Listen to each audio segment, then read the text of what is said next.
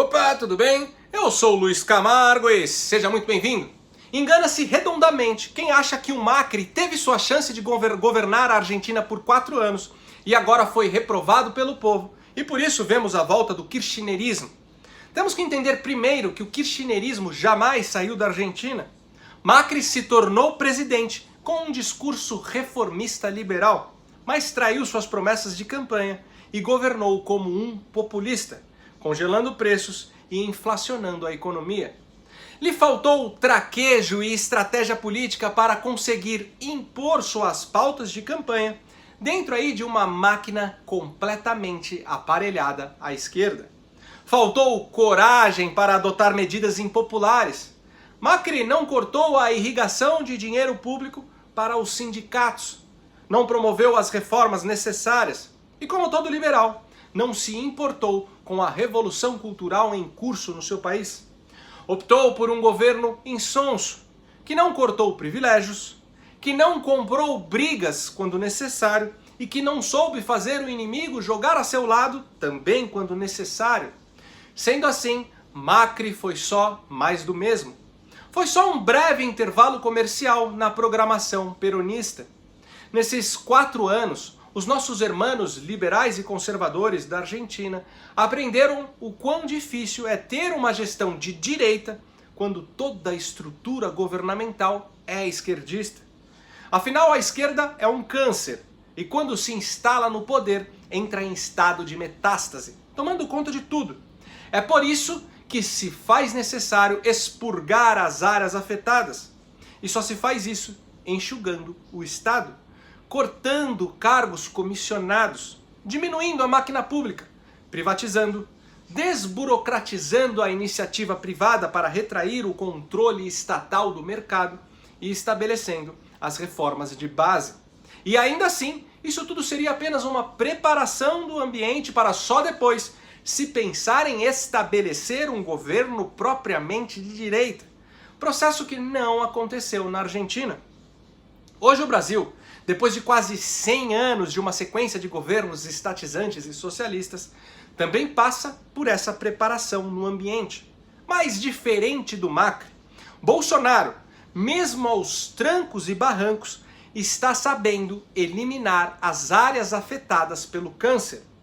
Bom, como sabemos, vivemos em um Estado democrático de direito com um sistema presidencialista, em que o poder executivo não tem autonomia para estabelecer nada sem a corroboração e a participação dos outros poderes. E aí que está a grande dificuldade que fez o presidente argentino ser reprovado. Como agir em uma estrutura política completamente dominada pela esquerda e por interesses antagônicos aos do poder executivo, sem desobedecer às regras do jogo. Bolsonaro, sem recorrer aos métodos da velha política, sem o toma lá da cá na formação da sua equipe, indicou seus ministros por suas aptidões técnicas e não por acordões partidários. Conseguiu fazer a reforma ministerial que passou de 29 para 22 ministérios. Enviou para a Câmara 2 reformas essenciais para o país, a da Previdência, que já foi aprovada, e o pacote anticrime do Moro, que provavelmente será pautado ano que vem. O presidente fez um pente fino em benefícios previdenciários pagos pelo INSS, estabeleceu regras mais rígidas para a concessão de auxílio-doença, aposentadoria por invalidez, salário maternidade e auxílio-reclusão. Mudou as regras da contribuição sindical paga pelos trabalhadores, proibindo o desconto em folha e obrigando os sindicatos a fazer o recolhimento por meio de boleto. Em outro decreto, acabou com 21 mil cargos, funções comissionadas e gratificações no serviço público. Bolsonaro também leiloou na Bolsa de Valores 12 aeroportos divididos em 3 regiões, Nordeste, Centro-Oeste e Sudeste. Com isso, arrecadou 2,3 bilhões em outorgas para os cofres públicos. E as empresas vencedoras se comprometeram a investir 3,5 bilhões em melhorias ao longo de 30 anos.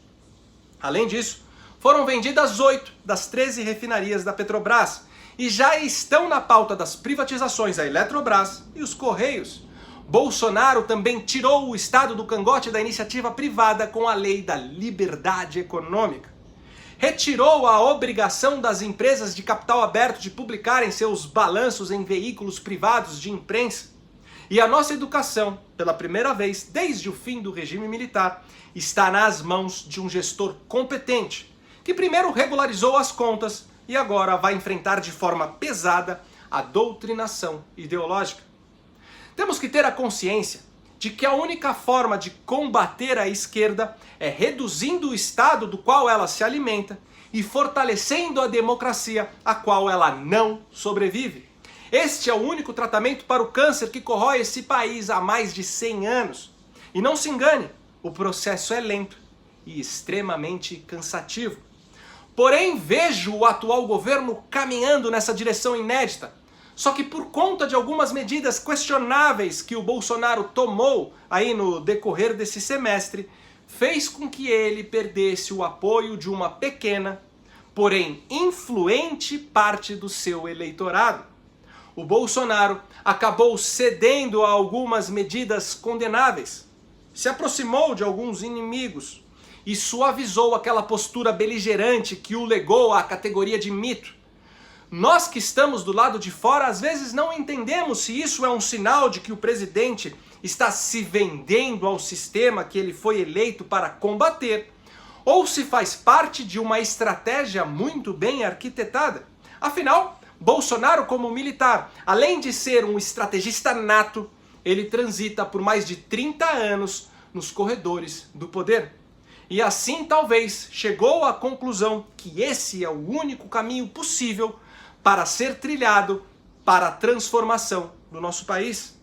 Mas o fato é que hoje não é só mais a mídia progressista e a oposição que se volta contra o seu governo, mas também alguns dos seus eleitores, que agora se valem do mesmo discurso da direita jujuba, da direita que votou no Amoedo no primeiro turno.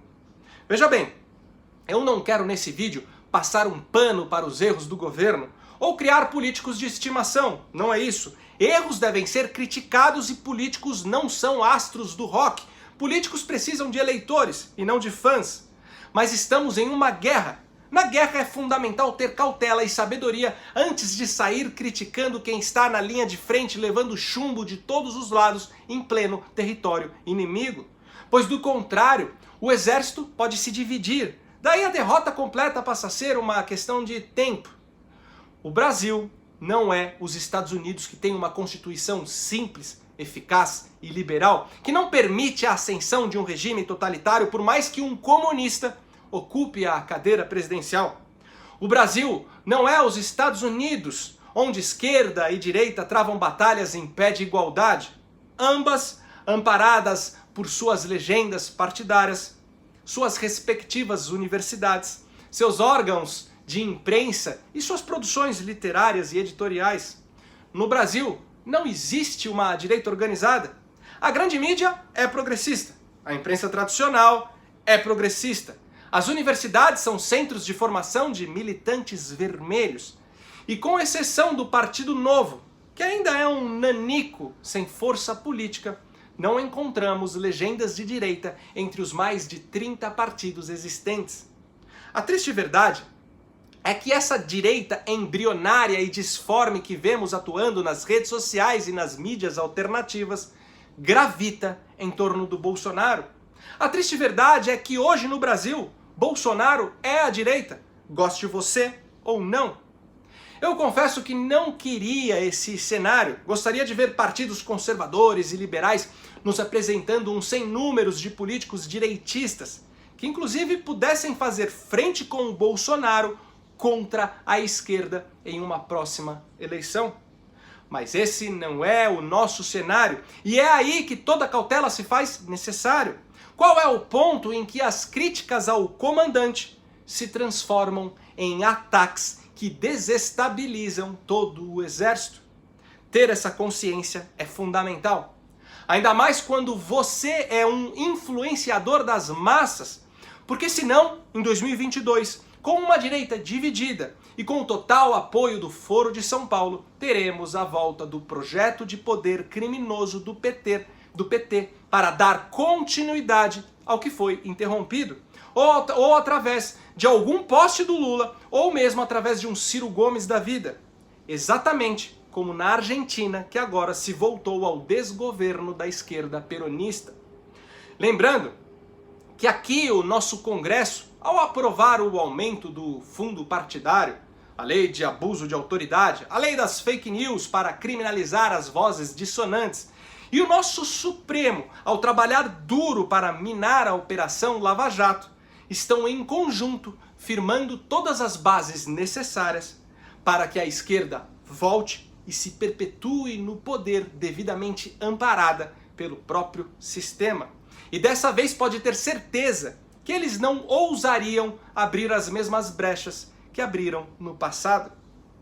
Eu não quero nesse vídeo entrar no mérito da animosidade que se estabeleceu entre o Olavo de Carvalho e o Nando Moura. Eles são adultos que se entendam entre si, ou que não se entendam, pouco importa.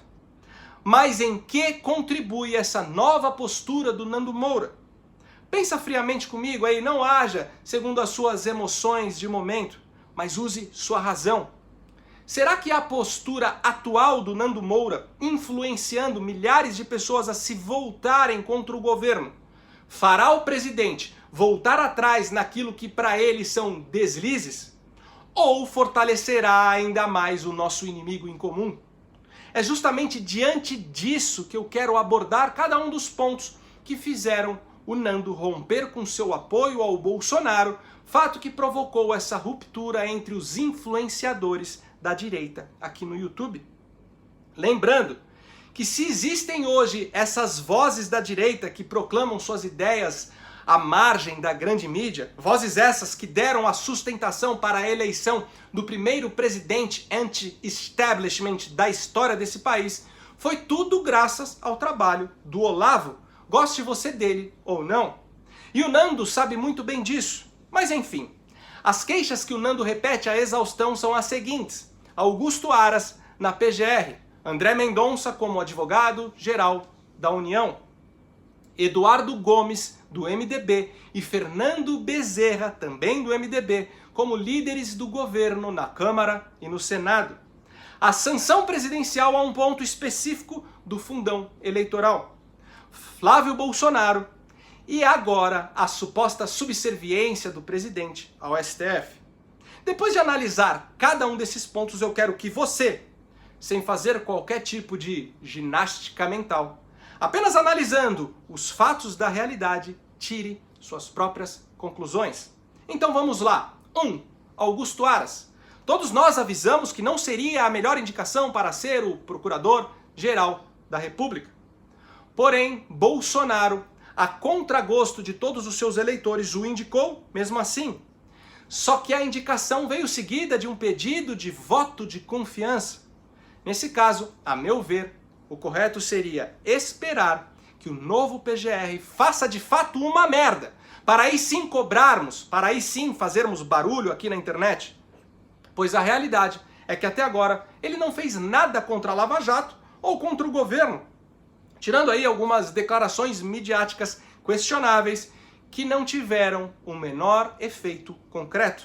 No entanto, mesmo assim, o que vemos é um site de manipulação de mercado que finge fazer jornalismo, mentindo descaradamente sobre os pareceres do novo PGR nas questões envolvendo a Lava Jato e a prisão em segunda instância, em uma tentativa clara de aumentar ainda mais a ruptura em torno do presidente. 2. O AGU, André Mendonça. Eu nem sei quem era esse cidadão, mas por conta do Nando fiquei sabendo que ele lançou um livro em homenagem ao Toffoli, o que já demonstra que bom sujeito ele não é. Mas antes de tomar conclusões com o fígado, vamos pensar um pouco. A Advocacia Geral da União é um cargo técnico que tem como função a representação dos interesses da União no campo judicial e extrajudicial e, principalmente, prestar assessoramento jurídico ao Poder Executivo.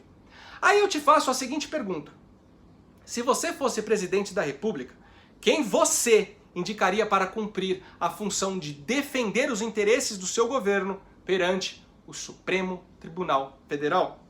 Lembrando, inclusive, que o AGU pode ser escalado para fazer a sua defesa em um processo de impeachment.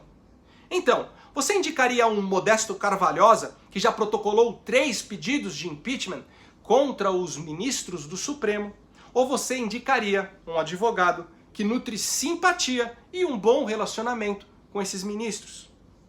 Acho que com um QI de um queijo gorgonzola, já é possível entender por que esse cara se tornou o AGU.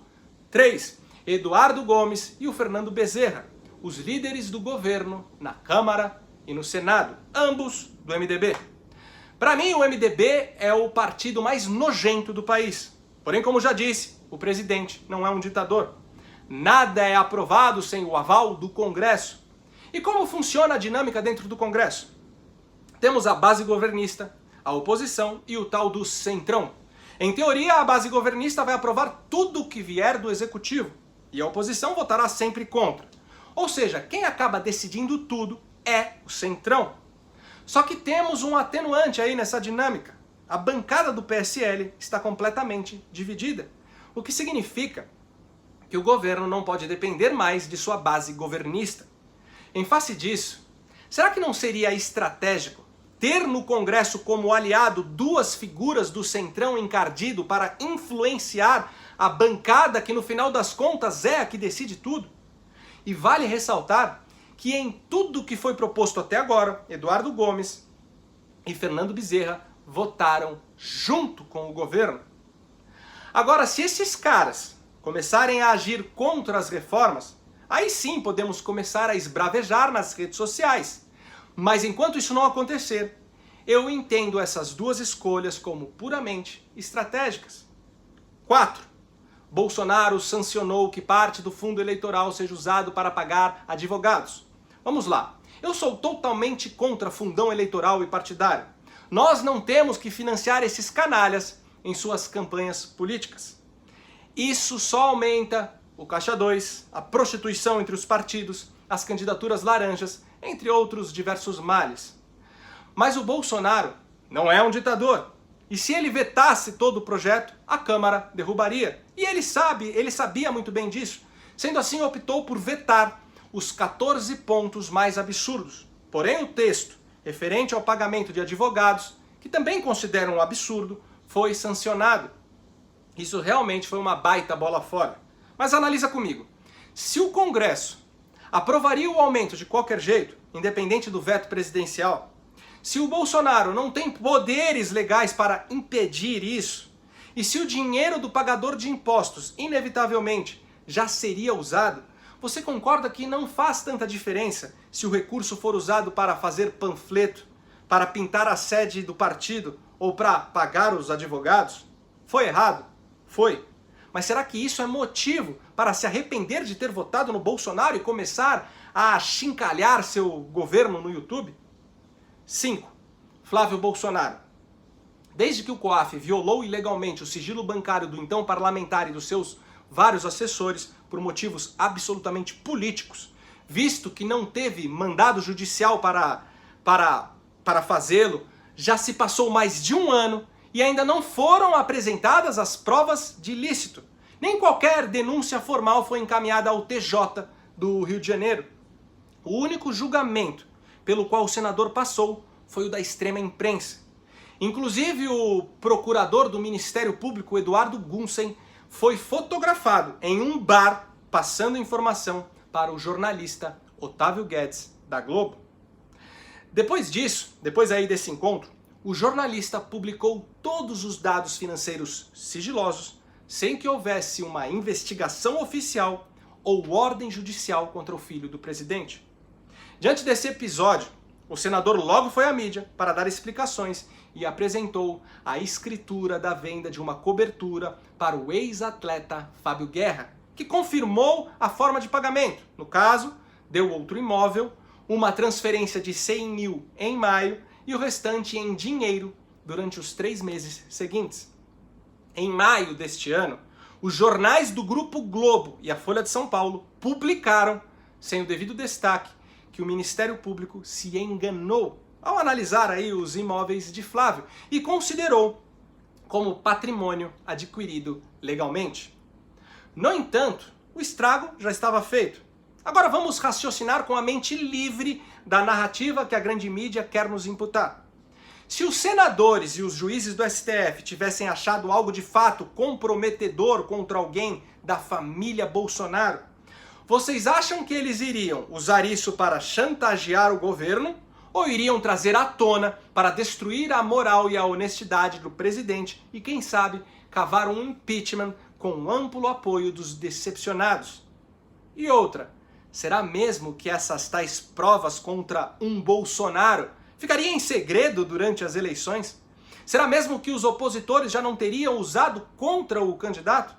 Pois então, que fique claro que eu estou cagando para o Flávio Bolsonaro e analisando aí as suas votações e a atuação dele dentro do Senado, eu acredito sim que ele tem alguma culpa no cartório. Provavelmente deve ter acontecido ilicitudes no seu gabinete quando era deputado. E por isso, quero que ele seja devidamente investigado e punido, caso fique comprovado a sua culpa. No entanto, para isso acontecer, o processo legal deve ser respeitado. Pois se abrirmos exceção para um hoje, amanhã, qualquer um de nós é que pode ser vítima de uma investida completamente arbitrária de algum órgão governamental. E para resumir, não existe ainda processo formal aberto contra o Flávio. O que existe é uma investigação contra o seu ex-assessor, o Queiroz. Ou seja, o filho do presidente, pelo menos por enquanto, não está correndo risco de sentir o peso da lei em suas costas. E mesmo que um juiz abra o tal processo para que ele seja condenado ou absolvido, demoraria anos por conta aí dos inúmeros recursos cabíveis. E caso fique mesmo comprovado o seu crime, a pena seria no máximo perder o mandato e devolver o dinheiro. Fora que antes disso acontecer, teriam que condenar todos os outros envolvidos, visto que na lista das rachadinhas que ocorreram na Alerj, Flávio é um dos últimos. Dessa forma, não tem por que achar que o Bolsonaro cometeria um suicídio político só para salvar seu filho. Esse papo de que o presidente fez um acordão com o Supremo e está movendo todo o aparato estatal para encobrir o Flávio foi só uma narrativa criada pela extrema imprensa e que o Nando Moura e a isentosfera acabaram comprando sem hesitar. E agora toda a movimentação do presidente, que contraria aí os desejos dessa turma, já se transforma em um esquema que visa proteger seu filho. Veja bem, não existe problema em achar que o Flávio Bolsonaro é um corrupto, muito menos em exigir sua investigação. Só não podemos concordar que um órgão estatal viole arbitrariamente o sigilo de cidadãos e coloque-os em julgamento pelos jornalistas da Globo só para preservar uma suposta reputação moralista ou simplesmente por medo de ser chamado de passador de pano de político. E por fim, 6. A suposta subserviência do Bolsonaro ao STF, que ficou devidamente apontada ao apagar o tweet em que ele se dizia favorável à prisão em segunda instância. E agora, ao retirar o vídeo do Bolsolion contra as hienas, onde uma delas representava o STF. Bom, eu me sinto até um idiota em tentar explicar algo tão óbvio, mas vamos lá. Primeiro, a base da democracia é a independência entre os poderes.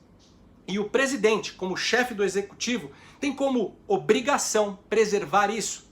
Um presidente que atua contra o legislativo ou contra o judiciário comete um suicídio político. Por isso que, estando no Planalto, é preciso saber jogar esse jogo se quiser chegar em algum lugar. Hoje temos no STF 11 ministros que foram indicados pelos inimigos.